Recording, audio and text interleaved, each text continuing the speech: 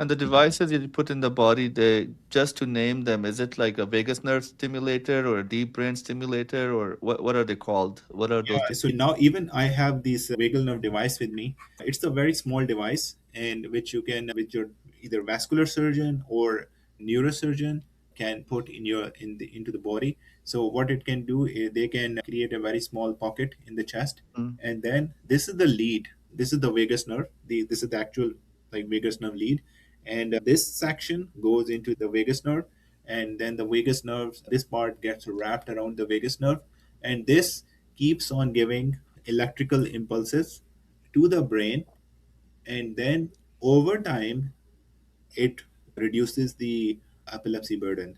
And another thing, mm, for example, this is also one of the ways where you can even deal like a seizure.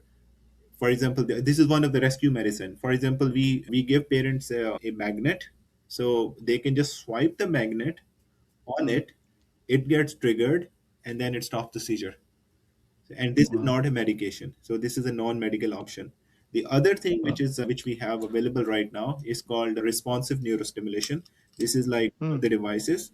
So when we find out there where the seizure is coming from, so we can just put this device into the skull, it gets, and then the lead go from this device all the way into the area where the seizure come from, just a cardiac defibrillator. So you just give a little bit of wow. grunt and you stops the ectopic focus. Similarly, Wow. this device works on the same principle.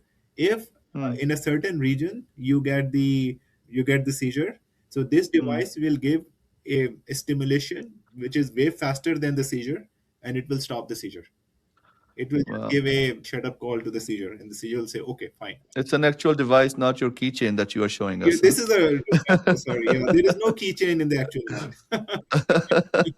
Okay, but it is an actual device that Yeah, stops the seizure. yeah. And when you were showing the vagus nerve stimulator and you started saying you can get it from, I thought you were gonna say you can get it from any Walmart or Kroger and So yeah, get it usually implanted. yeah, they're not available in Kroger, Walmart, but your doctor would know. They would have access to Wow. these companies, people from these companies who would help Yeah. you.